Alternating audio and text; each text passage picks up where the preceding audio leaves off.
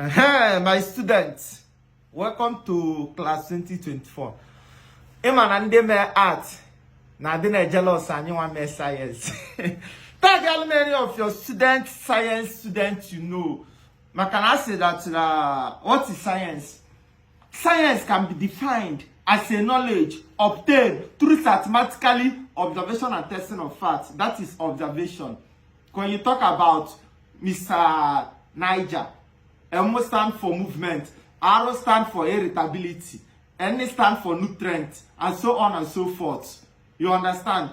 Kita, after me go soon o fife, Jima Nambu a science student. Yeah, of. If you yeah, no of. Yeah, fuel. Meji na ba kita lotalo you gum. It's only a science student can know this. Yeah, fuel. Because of puff. If you go see another, original gum. A little touch of equilibrium. Because equilibrium, the normal balance of equilibrium, when the carbon 3OT touch 8O12, there will be a shift.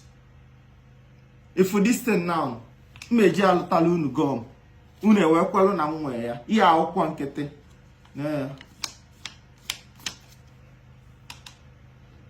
Onwa ya ọbụla na-eme sayensị si ama ya emenwu nke a. Ka ebe ịchọ ka nya dị ya ka ịma na o si ike. Ka nya dị ya na-arụ aja.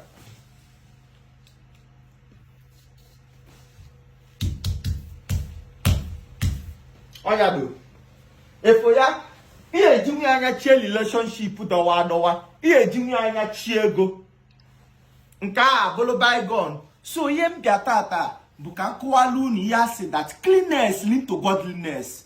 Ano katago m think katasi ka ihe kpata our mother. Jano kata na ya attratism. Ije ụlọ ọgwụ asị na ya nwụta na mmiri.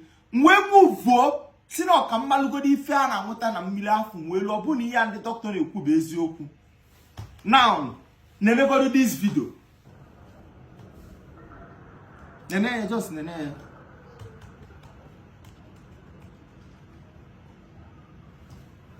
Nene the video, nene. Okay, nene ya. Can download HO20. If for how that you are the. On the yard meeting. Ana akwaka ififa na eni di ka asa this tank maka na abia muo mmili o we test emu iya on alkaline mmili mu tested alkaline si no mpo ndi Hausa sifasi je sa tanka maka ndi ya dị na anulu mo okwu ihe obuna nkufa believe nsi sa tanka asa tanka na tank mu wa bu celebrity ka e web test all those things check izi agi wa bi na express ebe mbi okada ada agwadie ima na ana uno December isula ifi oku ogunu na bụ ụfọdụ je bupta akwụkwọ toilet muo ya ọkụ me everywhere the air pollution ihe anwụsi ọkụ gbasi ọkụ anwụrụ niile akpụsịa ọda na tanki ọ na install ọ na download n'okpuli ama na ịgbata mmiri ọ bụ na mmiri dị ọcha all this thing na-eso eme ịmụọ nwa inye nwa ala nwa ya bụ ụkwala nta ụkwala ntiko ịfụ nwa ọ na-enwe ntụwa isi ị na-ege ntị ọya anwụta na mmiri ọ bụrụ ihe elite n'ọnụ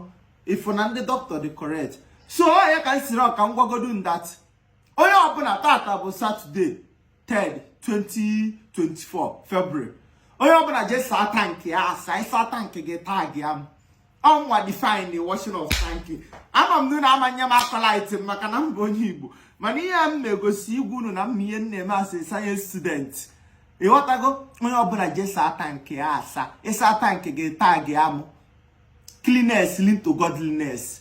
If you have na tank, you will keep many puchi tank. You will be you na tank afo. Eba na dine aganye lili we dogo ya nenu. Eba amanto ya.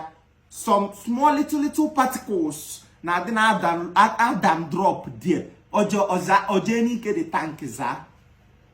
Also do shine table water bu mili nje go supervisor bu no de 100% neat. Ma tank ya mi ihe niile document fazuzo amaro maka ndị ọzọ mma na define kwa na agwu unu na ebe a ọ dị 100% neat